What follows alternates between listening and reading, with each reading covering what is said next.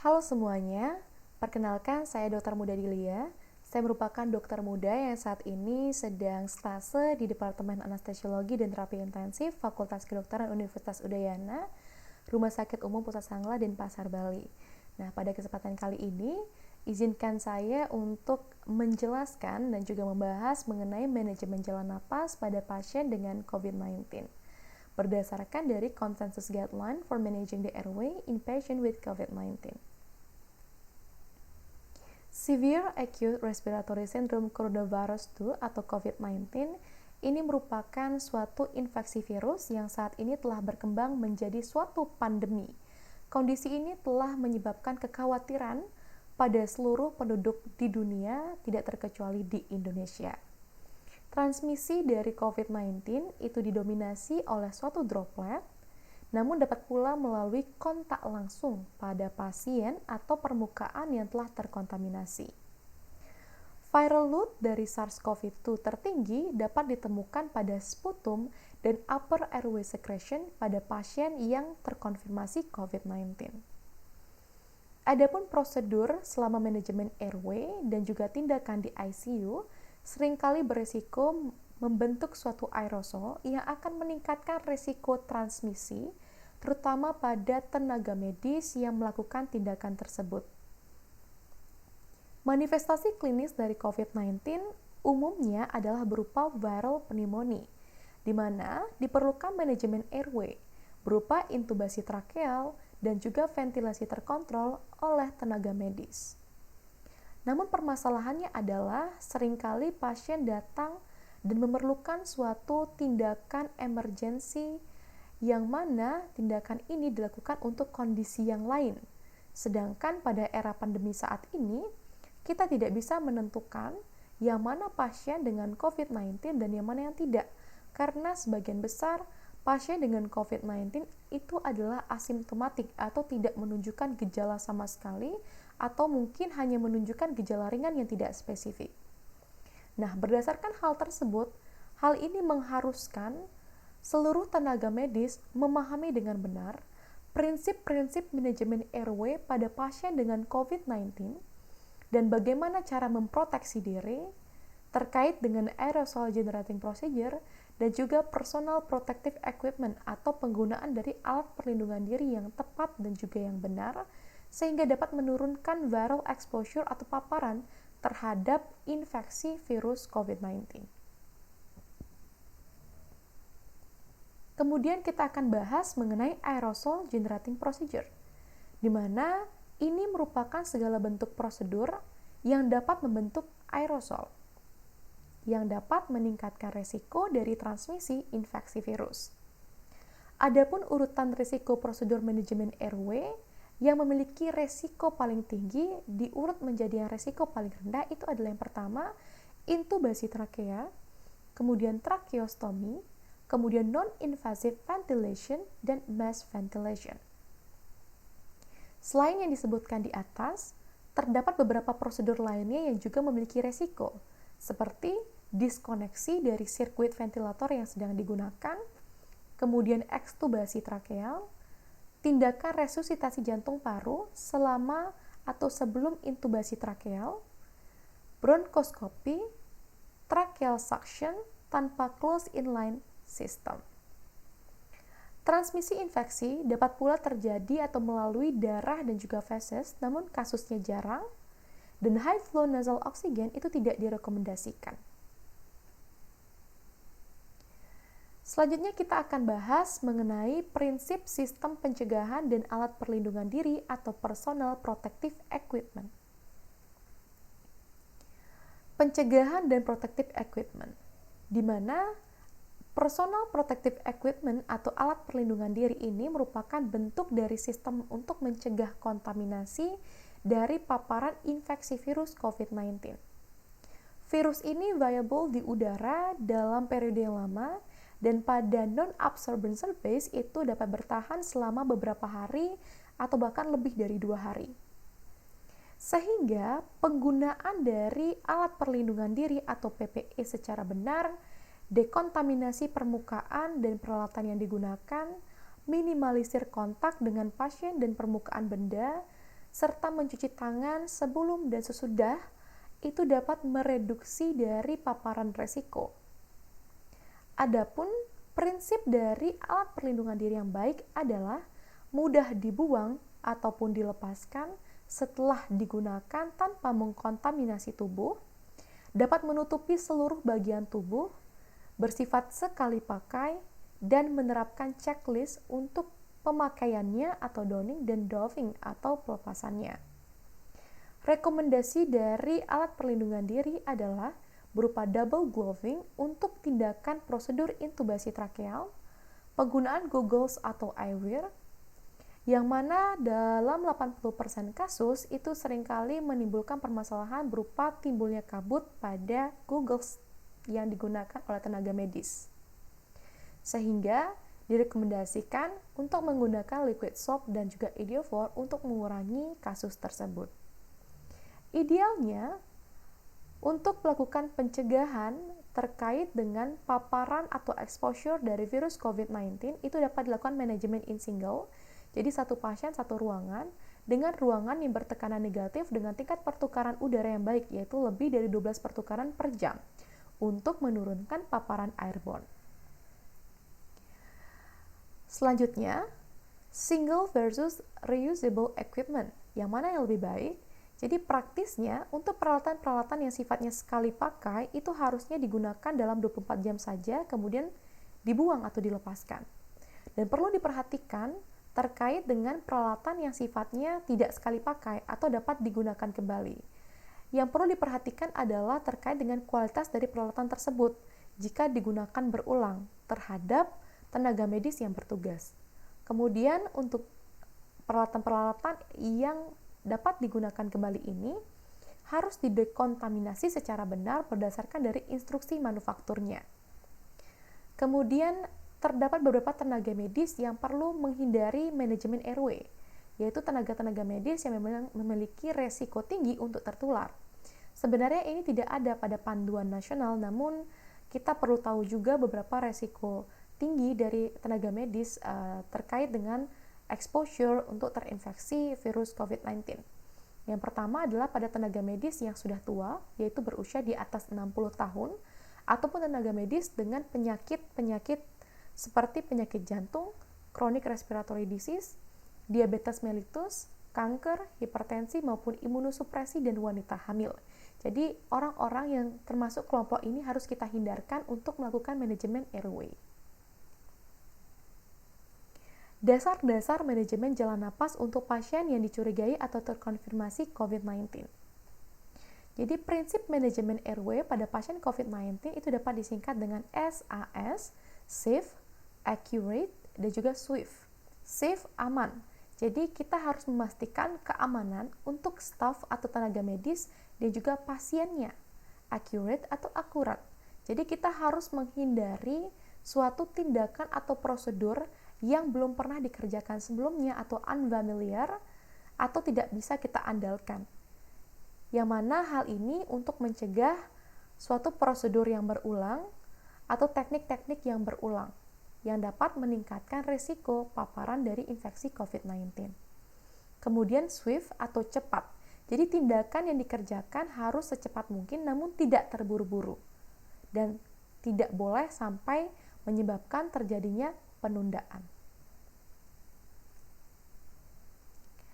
Jadi dalam manajemen dari pasien dengan COVID-19, manajemen airway yang perlu diperhatikan adalah yang pertama adalah persiapan atau prepare. Jadi persiapan atau prepare ini meliputi institutional preparation dan persiapan tim serta individu. Jadi kalau institutional preparation itu berupa persiapan terkait dengan peralatan manajemen rutin dan manajemen jika ditemukan adanya kesulitan dalam tata laksananya. Kemudian melibatkan jumlah staf yang terlatih dalam jumlah yang cukup, tidak berlebihan dan tidak juga kurang, serta melibatkan checklist intubasi trakeal dan penggunaan APD yang tepat. Di mana seluruh persiapan ini harus dipersiapkan dengan baik sebelum manajemen airway dikerjakan. Kemudian persiapan tim dan individu. Jadi pengetahuan mengenai persiapan dasar itu harus memadai dan juga mumpuni, keterampilan dalam menggunakan alat perlindungan diri, dan penilaian airway atau jalan nafas pasien untuk memprediksi kemungkinan timbulnya kesulitan dalam manajemen tersebut, serta persiapan dari strategi airway dengan menggunakan perhitungan skor Makoka. Nah, skor Makoka ini memang tidak digunakan secara luas, namun telah tervalidasi dan direkomendasikan pada guideline ini. Untuk Makoka score itu terdiri dari beberapa komponen, seperti pada pasien dengan melewati skornya adalah 3 atau 4, poinnya adalah 5, pasien dengan obstructive sleep apnea, poinnya adalah 2, pasien dengan cervical spine movement limited, itu poinnya 1, pasien dengan mouth openingnya kurang dari 3 cm, poinnya 1, pasien dengan koma, poinnya 1, pasien dengan hipoksemia di bawah 80% nilainya 1, pasien dengan non-anesthetic intubator nilainya 1. Lalu dijumlahkan, dan jika Makoka skornya lebih dari 2, maka ini memprediksi adanya difficult airway, sehingga kita harus menghubungi senior anestesi untuk memprepare for difficulty atau kesulitan tersebut. Persiapan yang kedua adalah membuat troli atau paket intubasi trakea COVID-19. Jadi pasien yang sangat kritis itu perlu diintubasi di lokasi selain ICU. Namun jika kita lakukan di ICU, maka perlu dilakukan pada ruangan yang single room. Kemudian siapkan troli atau paket intubasi trakea yang dapat dibawa ke pasien dan didekontaminasi setelah digunakan. Selanjutnya, seorang penolong atau tenaga medis harus memiliki strategi. Jadi strategi airway atau jalan napas ini berupa rencana utama dari prosedur yang akan dikerjakan, rencana penyelamatan jika terjadi sesuatu, dan rencana pengalihan. Selanjutnya, melibatkan sedikit staf yang diperlukan. Ya, jadi prinsip dalam melibatkan sedikit staf yang diperlukan ini adalah untuk mengurangi paparan ke banyak orang. Jadi staf-staf yang memang tidak secara langsung memiliki peranan dalam tindakan prosedur manajemen airway, janganlah kita biarkan ikut serta di dalam ruangan karena sangat rentan untuk tertular. Sehingga dalam hal ini kita hanya memerlukan 3 individu yang penting saja. Yang pertama adalah intubator, yaitu penolong yang melakukan intubasi, kemudian asisten, dan orang ketiga yang akan memberikan obat dan juga monitoring. Serta kita juga mungkin memerlukan runner yang akan mengawasi dari luar ruangan, serta dapat diandalkan untuk memanggil bantuan secara cepat jika memang diperlukan. Jadi kita bisa lihat pada gambar di sisi kanan, ini merupakan personal plan for tracheal intubation in COVID-19. Jadi ada 3 orang di dalam dan 1 orang runner di luar. Prinsip selanjutnya adalah menggunakan PPE yang tepat dan mengecek kelengkapan dari PPE tersebut atau APD. Jadi pada kasus-kasus seperti emergency, cardiac arrest, dan lain-lain, APD harus tetap dipakai dan diperiksa kelengkapannya sebelum melakukan manajemen airway pada pasien. Dan tenaga medis tidak boleh mengekspos diri mereka terhadap resiko dalam keadaan apapun. Prinsip selanjutnya adalah menghindari prosedur yang menimbulkan aerosol jika memungkinkan. Jika ada alternatif lain yang cocok, maka kita gunakan alternatif tersebut. Dan jika terbentuk aerosol akibat suatu prosedur manajemen airway atau prosedur tertentu, maka satu ruangan tersebut kita anggap terkontaminasi. Dan diperlukan penggunaan APD untuk pencegahan airborne itu harus kita gunakan pada ruangan tersebut. Dan ruangan yang telah digunakan tersebut harus dibersihkan setelah 20 menit. Prinsip selanjutnya adalah fokus pada ketepatan dan reliabilitas. Tujuannya adalah untuk mencapai manajemen airway dengan sukses pada first attempt atau percobaan pertama. Jadi janganlah terburu-buru, tapi lakukan setiap percobaan dengan sebaik mungkin. Karena semakin sering diupayakan atau semakin sering dicoba, maka hal ini cenderung akan meningkatkan risiko bagi pasien maupun tenaga medis untuk terpapar virus COVID-19. Prinsip selanjutnya adalah menggunakan teknik yang telah diketahui paling baik atau andal, atau yang paling bisa dikerjakan pada berbagai pasien termasuk saat ditemukan suatu kesulitan. Jadi teknik sebenarnya mungkin berbeda menurut praktiknya di tiap tempat atau lokasi berdasarkan dari peralatan lokalnya maupun praktiknya. Di mana ada beberapa hal yang perlu diperhatikan berupa kit dan mat, di mana ini merupakan suatu kumpulan alat-alat yang akan digunakan atau teknik-teknik yang akan digunakan, yang mana kita eksklusi the emergency front neck of neck airway kit karena ternyata dikatakan memiliki resiko untuk kontaminasi. Dan untuk front neck of neck airway ini dapat diletakkan di luar ruangan, dan jika kita memerlukan akses segera itu dapat diperlukan. Kemudian diperlukan video laryngoskopi untuk intubasi trakeal.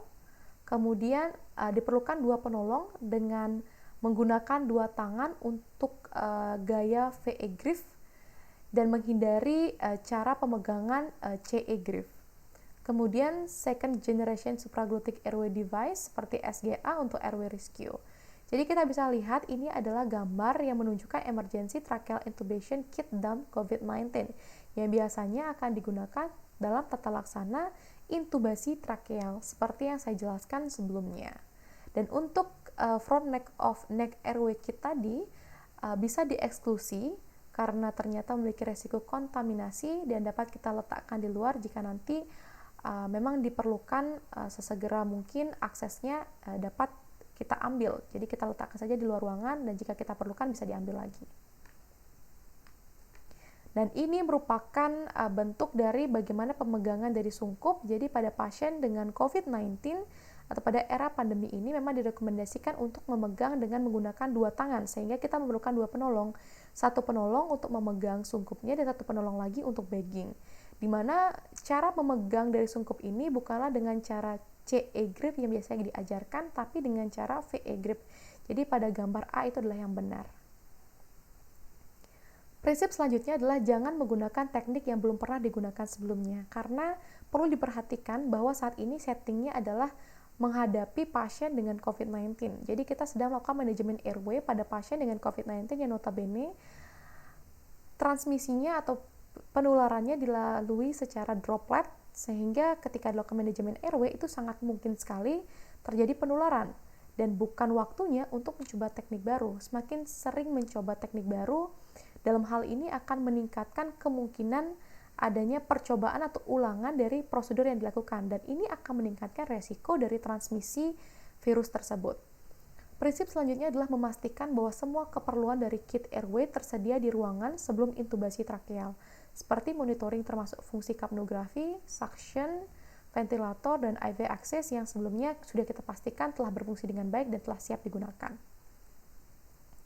Prinsip selanjutnya adalah menggunakan checklist intubasi trakeal. Jadi ini merupakan emergency tracheal intubation checklist COVID-19 berdasarkan dari guideline berupa personal protective equipment-nya, prepare for the vehicle-nya, in the room-nya, serta post procedure dan safety-nya. Prinsip selanjutnya adalah menggunakan bahasa yang jelas. Jadi saat kita menggunakan APD ataupun PPE, seringkali akan kesulitan untuk berkomunikasi satu dengan yang lainnya, padahal dalam manajemen airway ini diperlukan kerjasama yang baik. Sehingga dalam memberikan instruksi sederhana pun, kita harus bicara dengan jelas dan juga keras tanpa berteriak.